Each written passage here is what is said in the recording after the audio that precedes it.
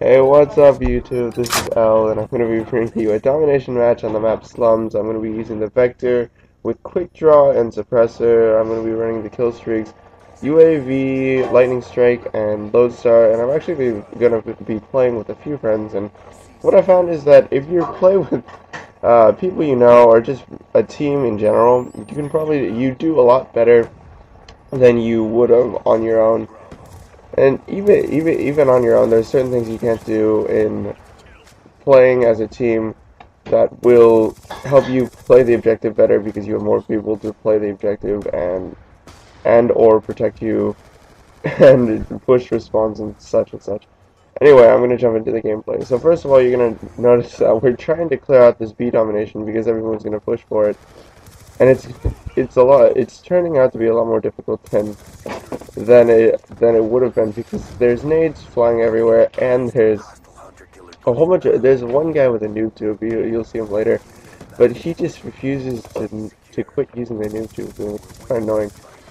Right here, I get extremely lucky to live through that guardian right there. And right here, I'm gonna pause it because I shouldn't have initiated this gunfight. I probably should have ran, but I got lucky and killed that guy because I was extremely hurt, and he actually didn't happen to get a bullet off on me. So that's actually the reason I'm going to be using the quick draw attachment, is because the quick draw attachment is so useful that sometimes when you get into situations like that where you have your sights up first, you can pretty much win the gunfight without getting shot at all because your bullets are going to be on them before they can even pull up their sights, and even if they start shooting before their sights are up, it's more likely than not that they're not going to hit you, the bullets aren't going to hit you at all.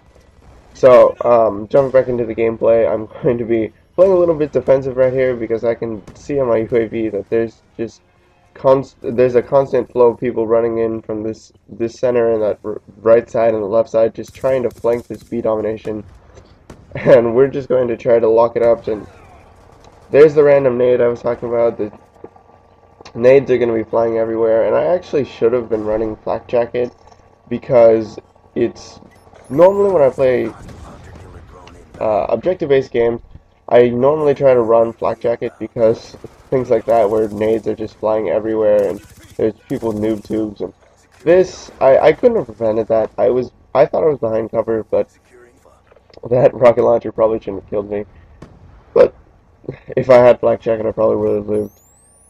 But anyway, going back to my original topic, flak jacket is overall a pretty good thing, and here's this guy with the noob tube because he gets me with the nade and then finishes me off with the noob tube, which is I thought those things were dead, and apparently they're not.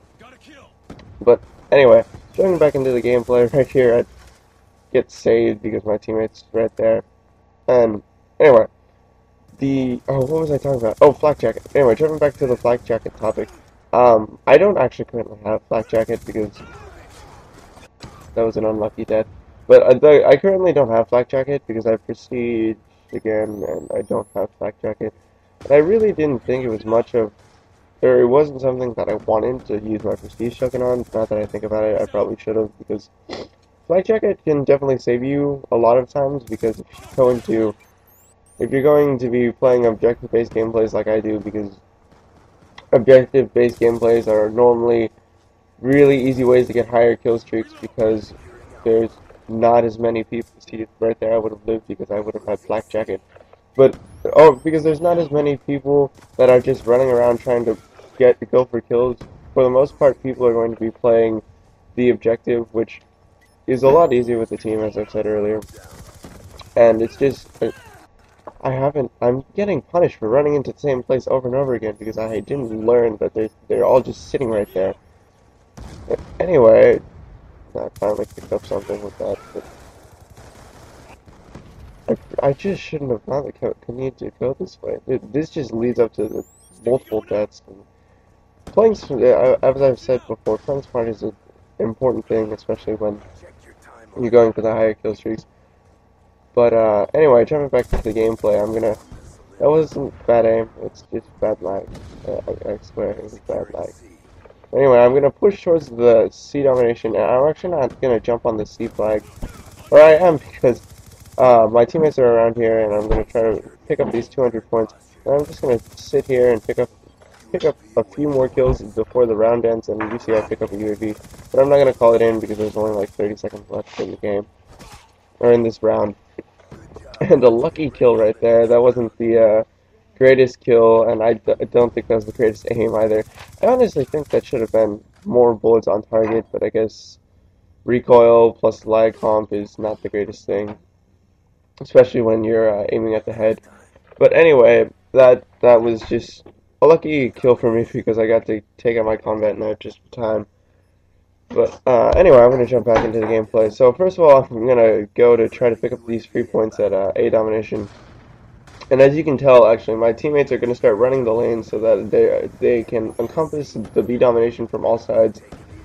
And this is an important thing because then you can clear out B domination for the most part very well. And look at that two-piece. Pick up a nice two-piece right there and get my lightning strike. This lightning strikes and pretty much anything that you can play to a certain objective point are normally very, very helpful in objective-based games because you can throw them onto flak jacket really would have helped right there.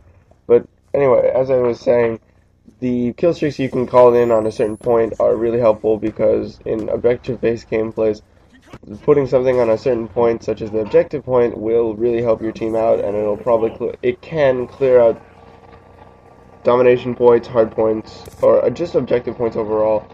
And right here I want to pause it because, first of all, I'm going to do 2 things incorrect. Right there, I'm going to start a gunfight that I'm not going to be able to finish, and then I'm going to chase this guy, but I get lucky enough to, because he's either, oh yes, he's the noob because he has got the noob tube on here and the target finder. But I got lucky enough to be able to finish up that kill and not die or even get hurt, because normally if you go into a gunfight and you start a gunfight and you're unable to finish it, sometimes they're going to come back, and the person's going to come back and kill you. Or and second, if you're going to chase somebody, when you chase somebody into a gunfight, that gives them the upper hand because they can either A, set up, B, get reinforcements, or C, just flat out run away and hide. But that's just 2 things that you should try to avoid when you're trying to play smart.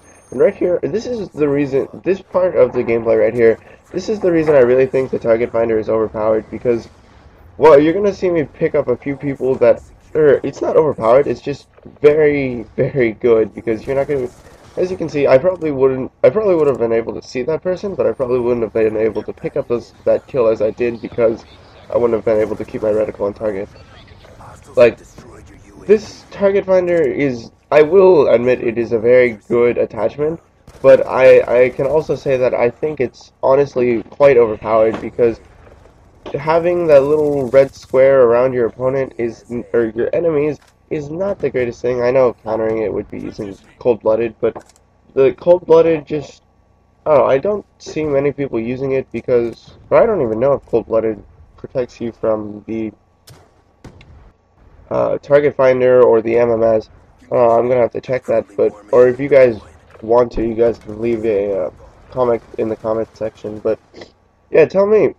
I'm pretty sure cold-blooded protects you from the MMS and the counter UAV, the EMP grenades, and the target finder, but I'm not sure. Excuse me. But anyway, I'm gonna jump back into the gameplay. This right there, I actually pick up a nice nade kill across the map because they were being reckless and were actually rushing through the center, which is not the greatest thing, especially in a domination match where the V dominations are so open. Running through V domination or running through the center or even where you're expected is not the greatest thing right there. It wasn't a smart play because I actually tried to strafe out in the open and still try to pick up that kill, which wasn't a smart idea. But I get lucky enough to survive it. And I think I'm about to pick up 1 kill. And I'm actually gonna... There. Yeah, I pick up this Lodestar. And this is actually the ending kill. This gameplay is actually wrapping up right here. I hope you guys enjoyed it. Final score was 36-9. I hope you guys enjoyed it. The overall, I guess, message for this gameplay would be to play with the team because it's a lot of fun, and it also helps you win games because if you look at the score, it's 298, didn't even half our score. But yeah, I hope you guys enjoyed it. Please like, share, and subscribe. I hope you guys have a nice day, and God bless.